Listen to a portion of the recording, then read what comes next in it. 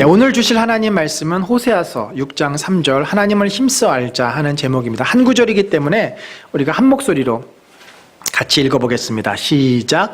그러므로 우리가 여호와를 알자, 힘써 여호와를 알자. 그의 나타나심은 새벽 빛같이 어김없나니 비와 같이 땅을 적시는 늦은 비와 같이 우리에게 임하시리라 하니라.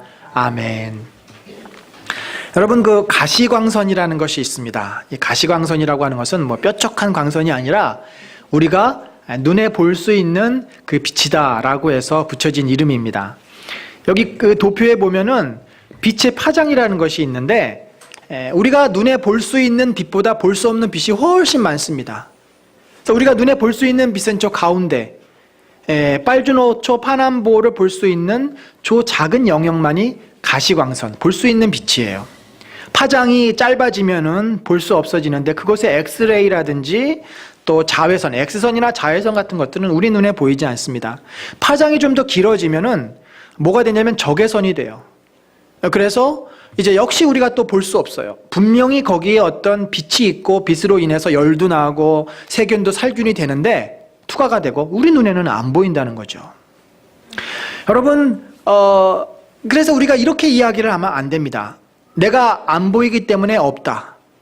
내가 보는 것이 전부다 라고 얘기하는 것은 어떤 사람입니까? 뭘 잘 모르는 분이죠. 어리석은 사람입니다.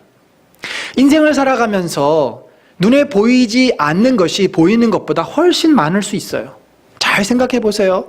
우리가 소중하게 생각하는 것들은 사실 눈에 안 보이는 것이 훨씬 많습니다. 그저 그것이 표현돼서 우리가 보는 거죠. 우리가 늘 마시는 공기, 눈에 보입니까? 보이지 않습니다. 내 마음, 사람 가운데 이 마음이 없으면 영혼, 이런 것들이 없으면 우리가 인간이 아닌데 그런 것들 보이지 않잖아요. 마음을 표현하는 것이 보이죠. 여러분, 그래서 우리 남편들은 아내들이 우리 마음을 스스로 잘 알 수 있다고 착각하시면 안 됩니다. 우리의 마음을 자꾸 표현하셔야 돼요. 손도 좀 잡아주시고 생일이 되면 좀 뭔가 표현도 하시고, 표현을 안 하면 몰라요. 그 마음이 어떤지, 무슨 생각을 하는지 알 수 없습니다. 표현할 때만 우리 마음을 볼 수 있는 거죠. 눈에 보이지 않는다고 그것이 없다라고 말하는 것은 참으로 지혜롭지 못한 태도입니다. 여러분, 신앙도 그렇죠. 우리가 신앙생활을 하고 하나님을 믿고 예수님을 따른다고 하는데 솔직히 보이는 것이 어디 있습니까? 아무것도 없어요. 아무것도 없습니다. 그러나 우리가 보이시지 않는 하나님, 보이시지 않는 영적인 세계를 우리는 볼 수 있는 축복을 누리는 사람들입니다. 그런데 그 경계선에 있어요. 어떨 때는 보였다가 어떨 때는 아닌 것 같고 안 보이고 우리들 스스로가 혼란을 경험하기도 합니다. 저는 오늘 말씀을 통해서 하나님이 어떤 분인지를 여러분과 함께 나누기를 원합니다. 우리가 하나님을 알되 힘써 알자. 그분이 영이시기 때문에, 그분이 어떤 존재이시기 때문에 우리가 힘써 알아야 되는지, 우리가 어떻게 보이시지 않는 하나님을 더 가깝게, 더 실제적으로 리얼하게 경험할 수 있는지 우리가 한번 살펴보기를 원합니다.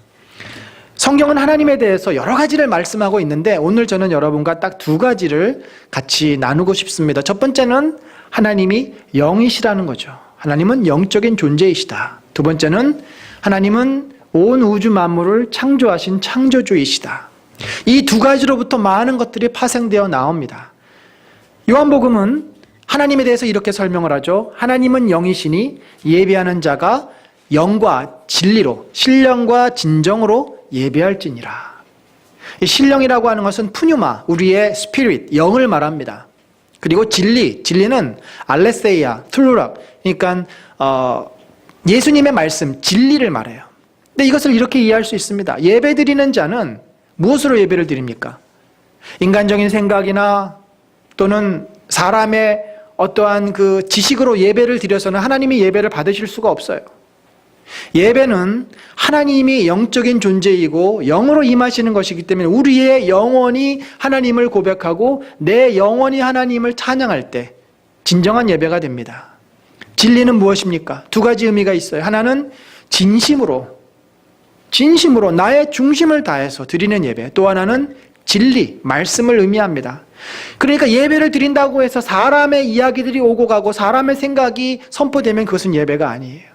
하나님의 말씀, 진리가 선포되고 진리 가운데 하나님의 뜻이 드러나고 하나님의 모습이 펼쳐지게 됩니다.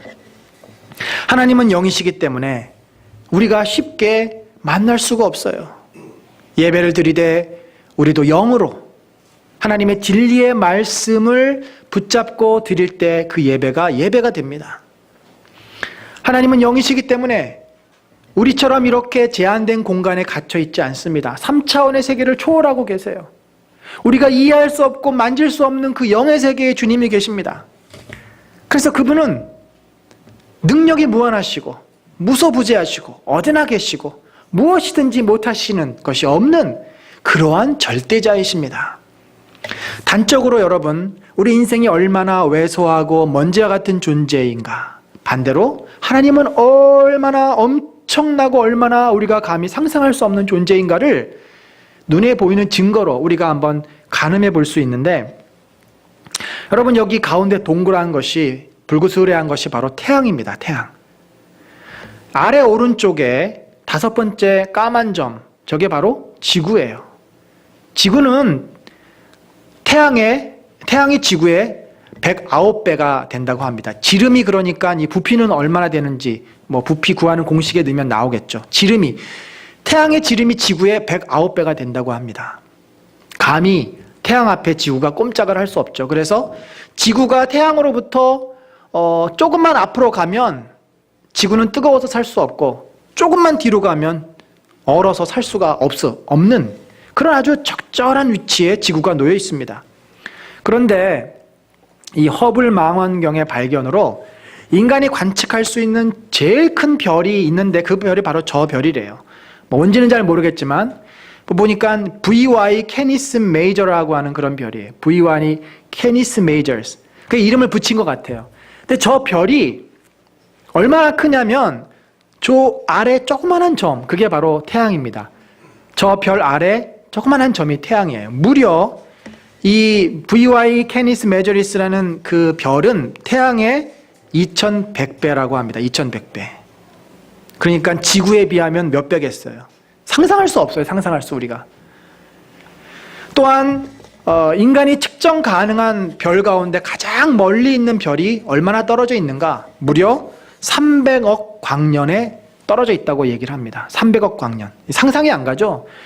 1광년은 빛이 1년 동안 가야 도달할 수 있는 거리예요. 빛이 얼마나 빠른 속도를 가지고 있습니까? 그런데 그게 1년 동안 가야 되니까 그 거리 역시 우리가 이렇게 머리로서는 상상할 수 없는, 한마디로 인간이 지금까지 보았고 관측할 수 있는 우주의 크기가 우리의 머리로는 이해할 수 없는 그런 크기인데, 그 너머에는 또 얼마나 엄청난 것들이 있겠습니까? 이 모든 것들을 하나님이 다 창조하시고 운행하신다는 거죠. 하나님은 영이시고 무한하시고 무죄부소하시고 그 능력이 한이 없는 분이라는 사실을 우리가 다시 한번 생각할 때마다 어떤 마음을 가질까요? 겸손하게 되죠. 그렇구나. 하나님이 이렇게 놀랍고 위대한 분이구나. 하나님은 이런 놀랍고 위대한 분이지만 놀랍게도 우리 가운데로 오셨습니다. 우리가 갈 수 없으니까 하나님이 오셨어요. 어떻게 오셨습니까? 예수 그리스도로 오셨죠. 저 높고 높은 보좌에서 우리 인간의 삶으로 하나님이 예수 그리스도가 되셔 오신 것입니다. 이게 바로 복음이에요. 이게 엄청난 축복이고 하나님의 사랑의 표현입니다. 근데 원래 인생도 하나님과 더불어서 함께 같이 지내도록 창조되었습니다. 우리도 원래는 영적인 세계 가운데 살았어요. 하나님이 아담과 하와를 창조하시고 동산 가운데서 함께 거니셨습니다. 산책하셨어요. 여러분 상상해 보세요. 우리가 하나님의 손을 잡고 하나님과 함께 산책하는 그 상상. 마치 아이들이 사랑하는 엄마 아빠의 손을 잡고 아름다운 정원을 거니듯이 하나님의 영이 우리 인생과 함께 에덴 동산을 거닐었던 그때를 한번 상상해 보십시오. 왜 그런데 그 영적인 세계에서 아름다운 에덴 동산에서 인생이 쫓겨났습니까?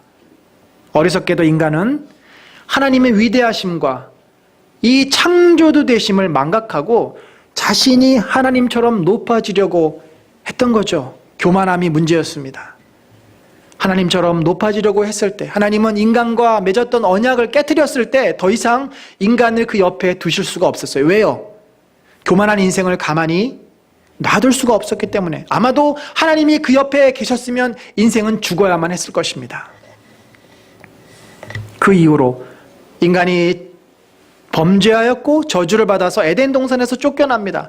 그 이후로 인간에게는 저주가 임했는데, 한마디로 현실 세계에 갇히는 저주가 임했어요. 어떤 저주가 임했는가?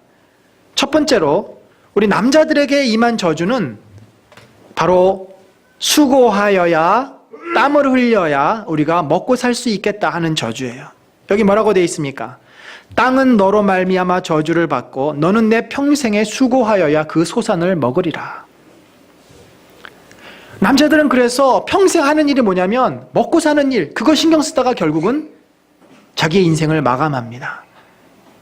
사실은 이게 전부가 아닌데 저주받은 인생이 마치 이게가 전부인 것처럼 젊을 때는 무엇을 하며 살 것인가 고민하다가 나이가 들어서는 거기에서 뭔가를 얻기 위해서 그렇게 평생을 애쓰고 수고하다가 이 땅을 가는 것이 남자들의 모습입니다. 또 여자들은 어떨까요? 여자는 해산의 고통을 경험하게 될 것이라고 말합니다. 내가 임신하는 고통을 크게 더하리니 내가 수고하고 자식을 낳을 것이며. 그래서 아이를 베고 낳는 것은 사실은 축복이지만 또 다른 면에서는 저주예요. 죄인을 잉태하고 그래서 고통이 뒤따릅니다. 아이를 낳으면 우리 그 옆에서 뭐라고들 얘기합니까? 뱃속에 있을 때가 좋은 거야. 아이가 밖으로 나오는 그 순간 엄마의 고생은 시작이 됩니다. 언제까지? 자식이 눈앞에서 사라질 때까지. 결혼을 해도 출가를 해도 부모의 입장, 특별히 엄마의 입장에서는 자녀는 자녀인 거죠. 자녀를 향한 그 부모의 마음은 평생 갑니다. 요즘 우리 젊은 그 엄마들을 보면은 아이들에게서 눈을 떼지를 못해요. 그게 마음에 기쁨이 되기도 하지만 사실은 큰 부담이 됩니다. 이것이 어떻게 보면 우리가 짊어지고 가야 될 그런 모습이죠. 그런데 성경은요, 한 가지를 더 덧붙이고 있습니다. 이 창세기를 보면 우리 인생의 모든 것을, 모든 기초를 다 볼 수 있게 되는데, 한번 이 부분을 같이 한번 읽어보겠습니다. 넷째 줄부터, 너는부터 시작.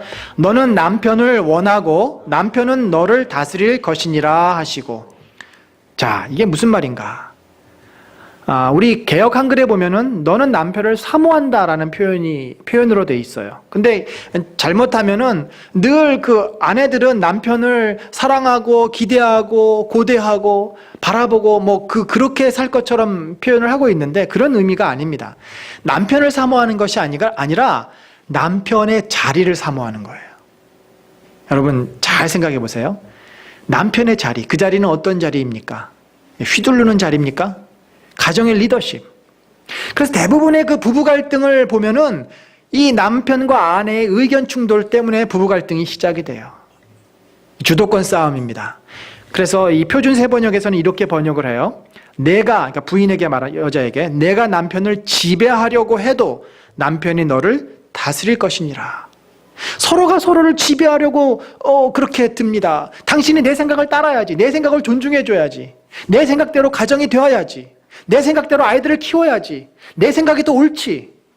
항상 의견이 갈등되고 의견이 부딪히고 이것이 아담과 하와 때부터 지금 우리들 시대까지 계속될 것이라고 말씀을 합니다. 왜요? 인간이 교만해서.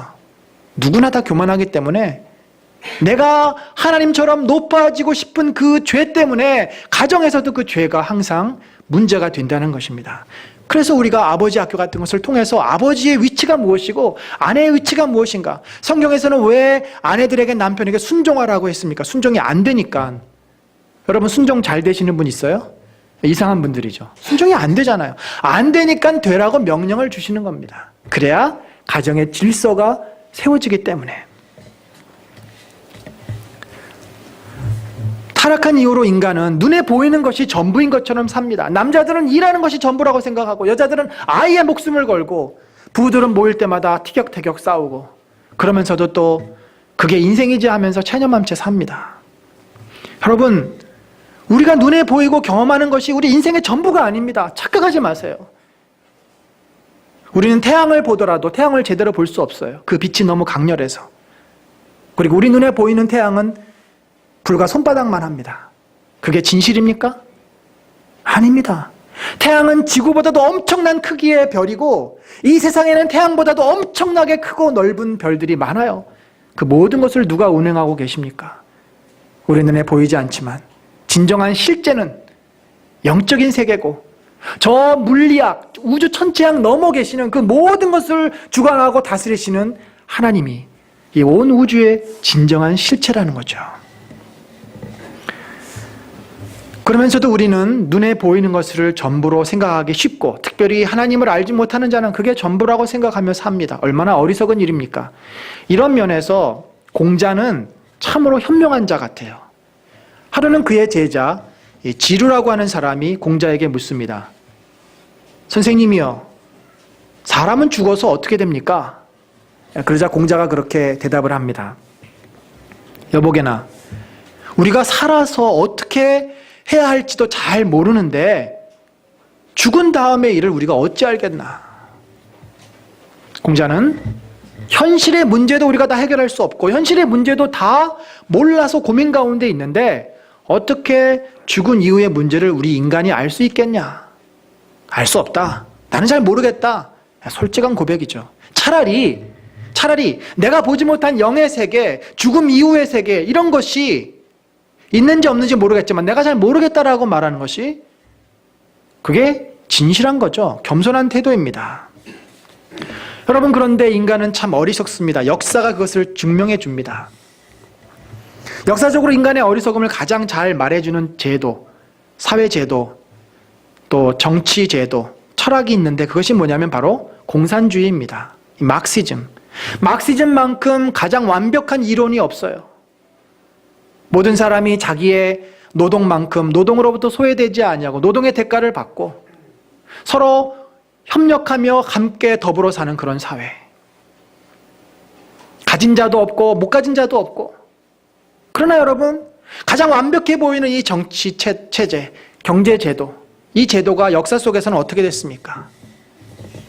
가장 추악하고 가장 잔인하고 가장 실패한 제도로 증명되지 않았습니까?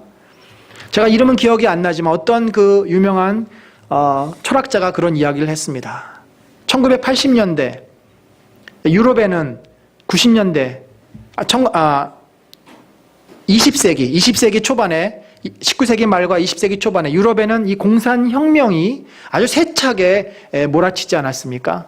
그 혁명이 지나간 뒤에 남은 것은 시궁창에 있는 널브러진 시체들과 진동하는 썩은 냄새밖에 없다. 그런 표현을 썼습니다. 인간은 머리로 가장 완벽한 그 유토피아, 사회를 꿈꾸지만 인생의 현실은 추악함과 더러움과 부패와 부조리와 죽음과 잔인함밖에는 남아있지 않습니다. 따라서 우리가 자신의 모습을 잘 봐야 돼요. 이 영적인 세계를 향한 눈이 열려야 합니다. 내가 보이는 것을 전부로 알고 현실에 갇혀서 이것을 가지고만 산다면 우리 인생은 어떤 의미에서 짐승과 큰 차이가 없다고 저는 생각합니다. 감사한 것은 우리가 영원히 살았습니다. 우리의 영이 살았어요. 그래서 우리가 예수 그리스도를 고백하고 하나님을 찬양하며 하나님을 만나기 위해서 이렇게 예배로 나왔습니다. 우리 안에 하나님의 영이 살아계십니다. 얼마나 감사한 일입니까? 적어도 우리는 눈에 보이는 것을 전부로 알지 않고 그래도 영적인 세계를 향한 한 줄기 빛을 바라보면서 그 빛을 향해서 우리의 눈을 돌리고 마음을 돌립니다. 그런데 여전히 문제가 있습니다. 내 마음의 영혼은 살았는데 나의 이 육신의 욕망이, 이 육체의 본성이 자꾸 그 영혼을 어둡게 합니다. 가립니다. 그래서 내 영혼이 하나님을 만나야 하고 하나님을 보아야 하는데 육신의 욕망 때문에 그것들을 놓쳐버려요. 세상의 소리에 자꾸 귀를 기울입니다. 세상의 유혹에 빠집니다. 하나님을 만나고 싶은데 세상을 향한 마음이 더 큽니다. 초대교회 때부터 이 영성이라고 하는 주제, 인간의 그 내면에 있는 영혼을 숨쉬게 하고 그 영혼의 힘을 키우는 영성의 문제는 큰 주제였어요.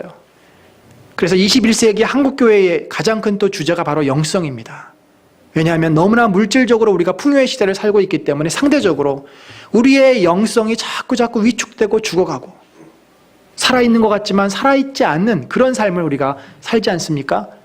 사막의 그 수도사들이 그래서 초대교회 때부터 중세시대에 이르기까지 늘 그 영성을 키우기 위해서 훈련을 했어요. 근데 그분들도 그런 고백을 합니다.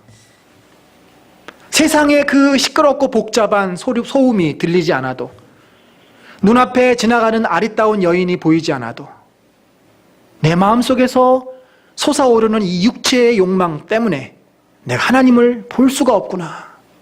내 마음속에서 계속해서 올라오는 이 탐욕의 마음, 정욕의 마음, 세상을 향한 그 마음 때문에 하나님을 볼 수가 없구나.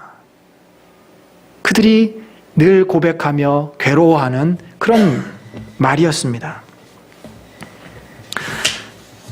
그래서 오늘 우리가 읽었던 이 본문처럼 호세아는 우리에게 뭐라고 말합니까? 우리 한번 호세아서 6장 3절을 한 번 더 읽어보겠습니다. 시작. 그러므로 우리가 여호와를 알자. 힘써 여호와를 알자. 그의 나타나심은 새벽 빛같이 어김없나니 비와 같이 땅을 적시는 늦은 비와 같이 우리에게 임하시니라 하니라. 여러분, 가만히 있는다고 하나님을 우리가 만나지 못합니다. 그냥 수동적으로 예배에 가만히 앉아 있는다고 내 영혼이 주님을 만나지 못해요. 우리가 집중해서 기도해야 하나님을 조금 느낄 수 있습니다. 근데 대부분 우리 기도 어떻게 합니까? 내 마음에 있는 소원을 하나님 들으시라고 크게 외쳐댑니다. 자기 독백이죠.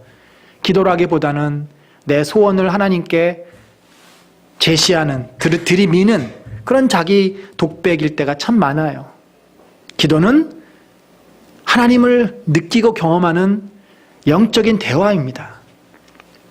또 어때요? 마음을 다해서 우리가 예배를 드려야 우리의 그 영혼을 하나님 앞에서 열고, 영혼의 눈을 열고 하나님을 만나야 예배가 살아있고 예배 속에서 은혜를 경험할 수 있는데, 예배 드리다 보면은 딴 생각을 하고 때로는 끌려와서 예배를 드리니까 전혀 마음을 열지 않고 예배를 봅니다. 그냥 예배 드린 것으로 만족합니다. 또 말씀을 읽을 때는 한 글자 한 글자, 한 구절 한 구절이 어렵기도 하지만, 그러나 또 그 말씀 자체를 우리가 깊게 묵상하면서 진리이신 말씀, 예수 그리스도의 말씀을 우리가 마음팍에 새겨야 되는데 어떻게 합니까? 말씀을 읽다 보면 눈꺼풀이 무겁고 졸음이 옵니다. 그래서 여러분들 요즘 잠 잘 못 주무시는 분들은 성경을 꼭 읽으세요. 그럼 직방입니다. 성경이 수면제예요. 우리가 하나님을 아는 거 참 귀한 일인데 쉽지가 않습니다. 쉽지가 않아요. 영적으로 우리가 깨어나는 거, 영적인 사람이 되는 거 참 소중한 일이고 우리가 추구해야 될 일인데 이것이 쉽지 않다는 거죠. 간절히 바라기는 올 한 해가 힘써서 하나님을 알아가는 한 해가 되시기를 간절히 축원합니다. 우리가 물론 먹고 살기 위해서 애써야 합니다. 하나님께서 저주하셨기 때문에 그냥 가만히 있어서는 먹고 살 수가 없어요.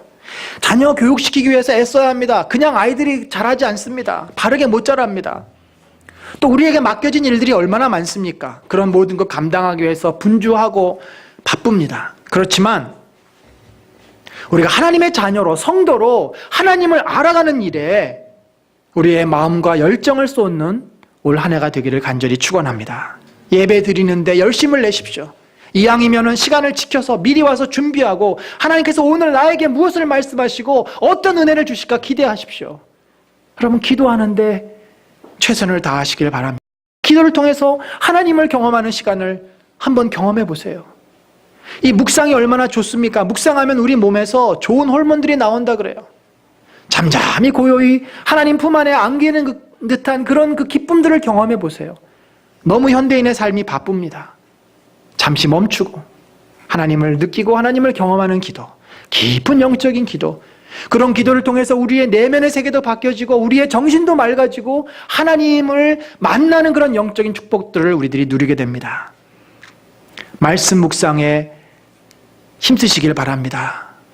말씀을 가지고 마치 껌을 씹듯이 계속 되새김질하시고 묵상하시고 그 뜻이 무엇인지 또 기도하시고, 그렇게 우리가 예배와 기도와 말씀과 또 가정 예배와 이런 그 영적인 열심을 통해서 하나님을 알아가는 겁니다. 하나님을 알아가게 돼요. 그런 축복이 올 한 해 여러분에게 넘치시기를 간절히 축원합니다. 두 번째로 우리가 하나님에 대해서 생각해 볼 수 있는 것은 하나님이 창조주시라는 거죠. 여러분, 창조주시라는 말 속에 모든 것이 다 담겨 있습니다. 버트란트 러셀은 그런 말을 했습니다. 내가 왜 크리스찬이 되지 않았는가? 그가 여러 가지 얘기를 했는데 첫 번째 논리는 그거예요. 모든 존재는 그 존재를 있게 해야 할 원인이 있어야 된다. 그게 중요한 철학의 어떤 논증 그 주제입니다. 그런데 하나님은 도대체 하나님을 있게 하는 존재가 어디 있느냐? 만약에 그 존재가 있다면 하나님은 또 피조물 아니냐? 그럼 하나님이 될 수 없다. 자기 모순이다. 그렇게 해서 하나님의 존재를 부인하는데, 그러나 하나님이 창조주시라는 그 사실을 통해서 우리는 하나님의 하나님 되심을 주장할 수 있습니다. 하나님은 출애굽기에 뭐라고 말씀하셨어요? 나는 내 스스로 있는 자다. 나를 있게 할 존재가 필요 없다라는 거죠. 그러니까 하나님이신 거죠. 그러니까 완벽한 신인 것입니다. 그리고 그분은 온 우주와 천지 만물을 창조하신 창조주이십니다. 여러분, 우리가 여행을 다니면서 아름다운 경치를 봅니다. 얼마나 그걸 보면서 감탄합니까? 그래서 믿음이 없는 분들도 뭔가 이 조물주가 있어가지고 저런 아름다운 것을 만들었구나. 2005년도에 우리 남설교회 섬겼던 목사님들이 모인 남목협이라고 있습니다. 홍정길 목사님하고 함께 중국 황산을 여행을 할 일이 있었습니다. 이 황산이라고 하는 곳은 그 아바타 영화의 그 배경으로도 나와서 유명한 곳인데, 올라가 보니까 정말 어떻게 이런 산이 있을까? 우리 설악산의 아주 가장 아름다운 부분을 확대해 놓은 듯한 그런 그 산이었습니다. 얼마나 이 깎아지는 절벽들이 많은지 저기 지나가는 분들이 무서워서 벽을 이렇게 붙잡고서 밑을 보지도 못하고 그렇게 이렇게 기어서 거의 가다시피 가는 곳입니다. 저곳에 올라가서 우리 목사님들, 사모님들이 모여가지고 아까 우리가 찬양했던 주 하나님 지으신 모든 세계, 이 찬양을 하는데 얼마나 감격스러웠던지, 정말 마치 하늘을 이제 닿을 것 같이 그렇게 높은 곳에서 저 기암과 절벽들을 바라보면서 하나님의 솜씨를 찬양하지 않을 수가 없었습니다. 여러분들, 또 우리가 해외여행이나 또는 여행을 다니면서 또 경험하는 기쁨 중에 하나는 미술관이라든지 박물관에 가보면 진품들을 우리가 보지 않습니까? 저도 2004년도에 그 안식년 때 어떻게 기회가 돼서 이제 프랑스 파리를 가본 적이 있었는데, 거기 가보니까 이 밀레의 만종이라든지 모나리자, 우리가 이렇게 책에서만 보았던 그런 아주 귀한 명화들을 볼 수 있었습니다. 여러 가지를 봤지만 가장 제 마음에 기억에 남은 것은 이 밀레의 만종하고 또 피리 부는 소년, 이 만의 피리 부는 소년, 그 작품이었습니다. 얼마나 색이 강렬하고 정말 살아있는 것 같고, 그리고 저 기도하는 두 사람의 모습을 통해서 저 속에서 그 하나님의 그 임재를 느낄 수 있는 그런 참 그림이었습니다. 우리들이 이렇게 사람이 지은 위대한 예술 작품을 봐도 얼마나 감격이 있고 감동을 경험합니까? 그런데 하나님께서 창조하신 이 온 우주 만물을 우리들이 바라보고, 특별히 하나님께서 창조하신 온 우주 만물 가운데 가장 걸작품인 인생, 하나님이 창조하신 이 걸작품 인생을 우리가 가만히 생각해 보면 얼마나 하나님이 위대하시고 놀라우신지. 제가 어저께 저희 집사람하고 잠깐 내과에 가서 우연히 어떻게 아는 분 인사차 잠깐 갔는데 초음파 검사를 그냥 받으라 그래가지고 잠깐 누워서 받았는데, 얼마나 초음파 기기가 좋은지 이렇게 보여주는데, 혈관, 여기가 혈관이고요, 여기가 갑상선이고, 여기가 쓸개고, 여기가 콩팥이고, 여기가 췌장이고. 근데 제 그 몸을 보는데 너무나 선명하게 막 살아서 움직이는 심장의 박동과 맞춰서 움직이는 그 꿈틀꿈틀거리는 모습을 볼 때 얼마나 신비하고 신기한지. 하나님께서 창조하신 이 오장육부, 하나님께서 내 오장육부를 창조하시고 내 모든 것을 아신다. 시인이 고백하지 않습니까? 사랑하는 성도 여러분, 우리가 온 우주 만물을, 또 우리가 아름다운 광경을, 그리고 우리 자신을 볼 때마다 고백해야 될 것은 무엇입니까? 하나님은 위대하시다. 하나님은 창조주이시다. 하나님은 나와 이 온 우주를 창조하신 만왕의 왕이시다. 우리가 그 고백이 있어야 합니다.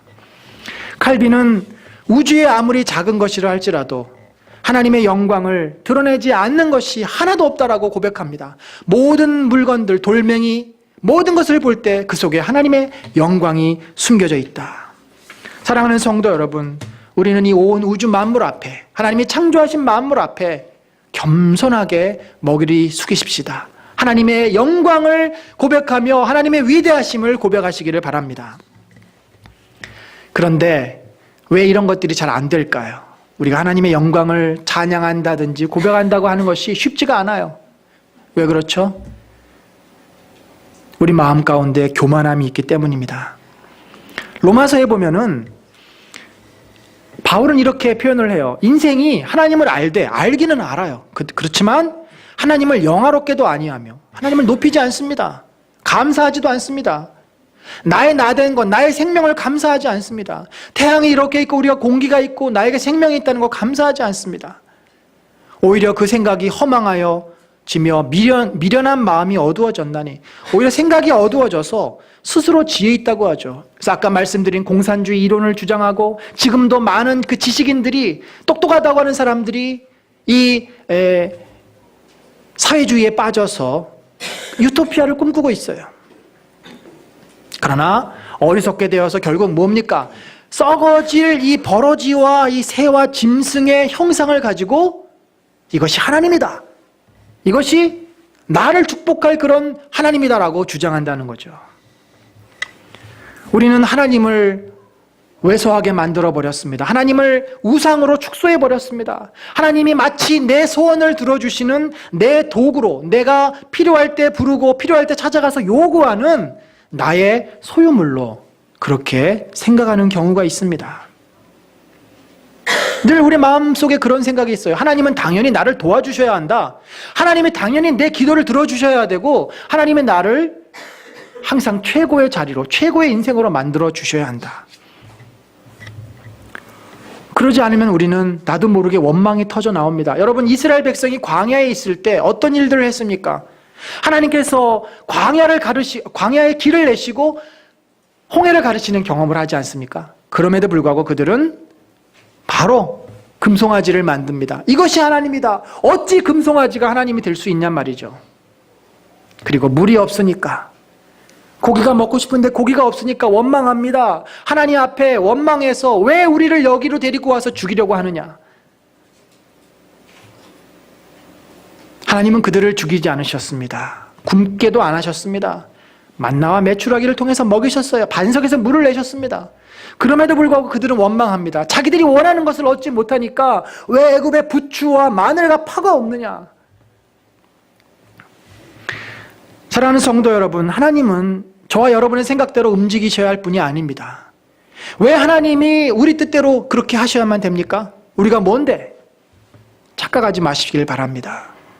우리가 하나님 뜻대로 해야지 하나님이 우리 뜻대로 움직이시는 분이 아닙니다. 하나님은 우리를 위해서 존재하는 것이 아니고 우리가 하나님의 영광을 위하여서 창조된 자들입니다. 이사야서는 하나님의 영광을 찬송하기 위해서 우리가 지음을 받았다라고 고백하십니다. 그것이 우리들에게 가장 큰 축복이요 가장 큰 행복입니다. 욥은 우리들에게 참 중요한 사실을 깨닫게 해준 인물입니다. 가장 어려움과 가장 고난 가운데 처했던 인물. 그러나 그는 아무리 생각해봐도 내가 뭐 잘못한 게 별로 없는데, 내가 의롭게 살았는데 왜 나에게 이런 고난이 찾아야만 하지? 그가 오랫동안 친구들의 너가 분명히 뭔가 죄를 졌어, 네가 문제가 있으니까 이렇게 고난을 받지, 괜히 하나님께서 고난 주시겠어? 그런 친구들의 비난에도 불구하고 욥은 끝까지 아니야, 나는 정말 하나님 앞에 지은 죄가 없어, 나는 최선을 다해서 살았어, 그런데 왜 나에게 이런 일이 있는지 나도 모르겠어, 좀 하나님 앞에 가서 따지고 싶어. 그가 계속 친구들의 비난 앞에 마음이 불편해집니다. 결국 마음 깊은 곳에 하나님을 향한 원망이 생깁니다. 그때 하나님께서 그에게 나타나셔서 두 말 하시지 않았습니다. 하나님의 위대하심을 보여주십니다. 내가 하만을 창조할 때 너가 어디 있었느냐? 너가 저 코끼리가 얼마나 힘이 센지 아느냐? 욥은 그런 하나님을 경험하고 나서 이렇게 이야기를 합니다.